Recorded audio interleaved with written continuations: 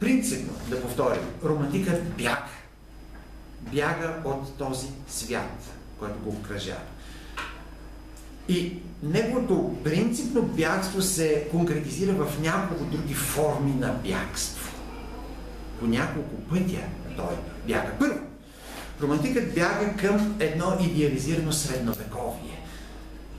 Абсурд би било да си представим, например, човека на духа от предишната епоха, от времето на просвещението, от времето на класицизма, да бяга в средните векове. Това би било невъзможно, защото за просветителя средновековието е едно време на суеверие, на фанатизъм, на насилие, на инквизиция, на всичко негативно, което контрастира с идеалите на просвещението за равенство между хората, за свобода на личността, за толерантност с тези високи хуманистични идеали, които, бях ви казал миналия път, не се осъществяват в Френската революция. Идеалите за братство, за свобода, за равенство, за висок хуманизъм не се осъществяват. И това е една от основните причини, не единствената, една от фундаменталните причини романтизма, като едно движение на разочарованите млади хора да се появи.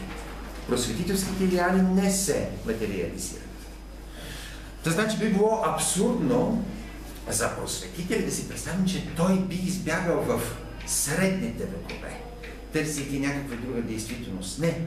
Идеал за просветители, идеал за класицисти от 18 век наистина са определени явления в миналото, но явление от античността, единствено от античността.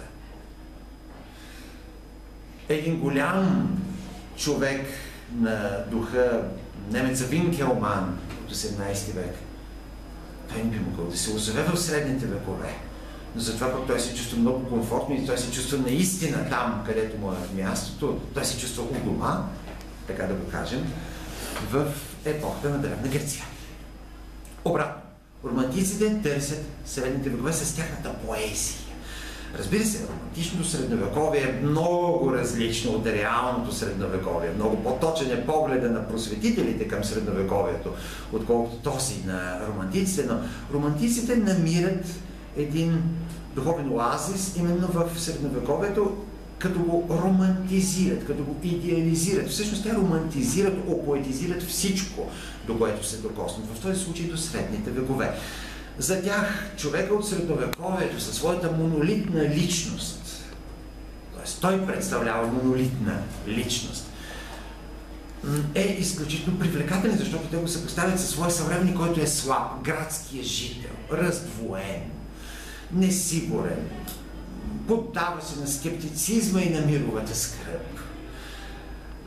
Докато човекът от средните векове, той е силен, той е посветен на една идея, той е волева личност, той е обзет от вярата си и може да премине цялото разстояние, например, от Западна Европа до Палестина, за да се сражава с мюсюлманите, да отвоюва Палестина. Нали? Такива са били разбиранията на кръстоносците, колкото и сложно е това явление. Така те го разглеждат романтиците, като някаква проява на духовен героизъм и точно там се явяват тези силни хора, които романтици не виждат в своята градска среда, в своята съвременна обстановка. Или пък поезията на развалините, на старите замъци, на готическите катедрали и кули. Или още поезията на средативно за романтиците. И там те намират една възможност да избягат от своя безинтересен, скучен, прекалено делничен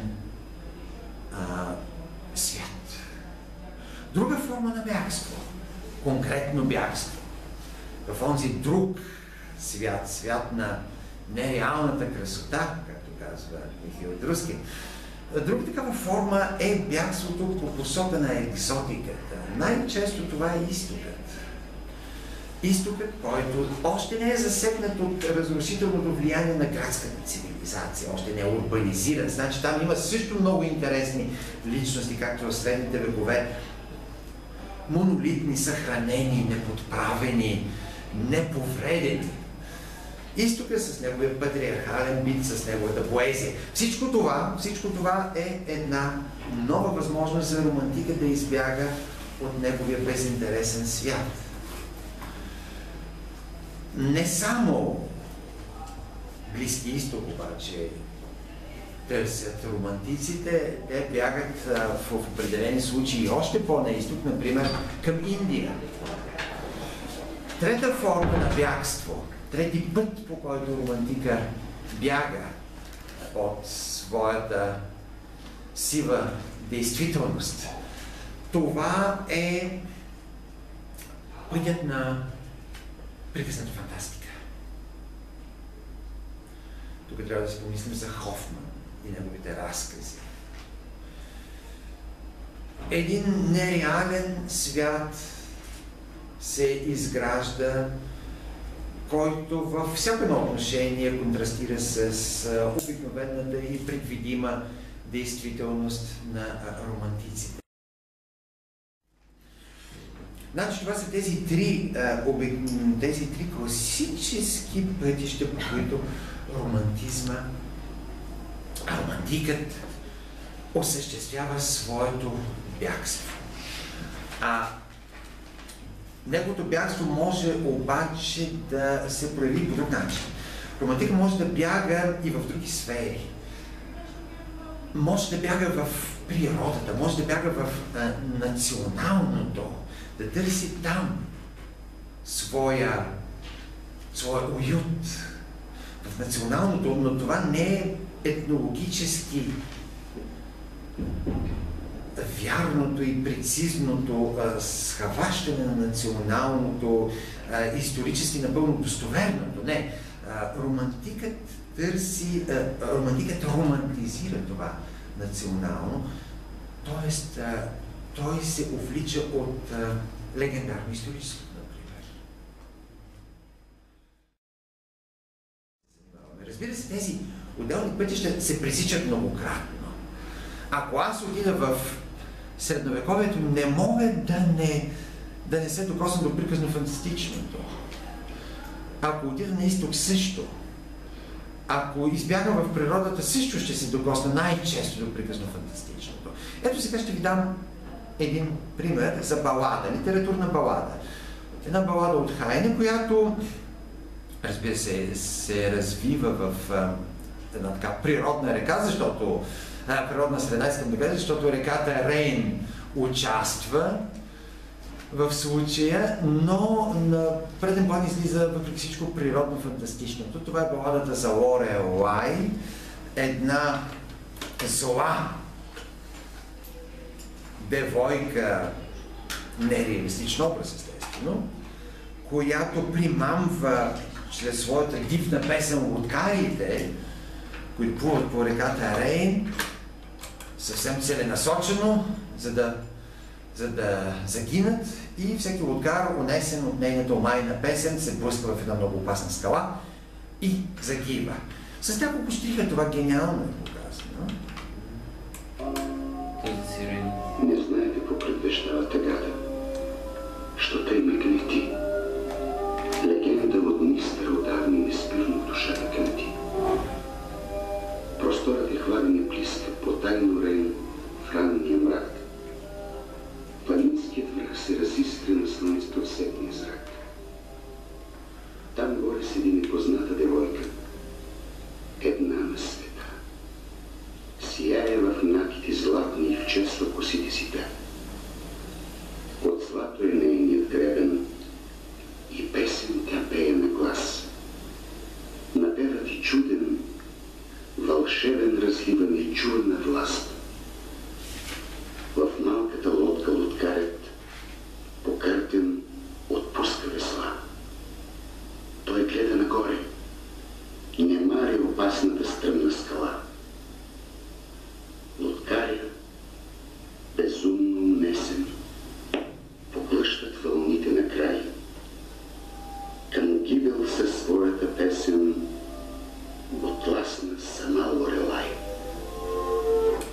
Тези пътища, както казах, на бягство, тези форми на бягство се пресичат многократно. Но една друга константа, която може да се открои в този случай, е обстоятелството, че навсякъде, където и да избяга романтика, почти навсякъде и почти всякога, той се среща с любовта. Тя е вездесъща. Любовта присъства. Било като фатална любов, било като едно светло преживяване, било като нещо, което изисква, значи като конкретен сюжет, можем да кажем, който изисква жертва и саможертва, или като идея за осъществяването на любовта в смъртта. Всичко това присъства в средните векове. Всичко това може да бъде открито и в сферата на екзотиката и на фантазията, на национално-легендарното и на природата дори. Аз ще ви покажа едно съвсем кратко стихотворение от австрийския романтик поет Ленау, Николаус Ленау, за да видите как тук любовното преживяване се приплита с изживяването на природата. Природата е многолика в този случай и във всяко едно проявление на природата лиричният герой съзира по различен начин изразени чертите на любовта.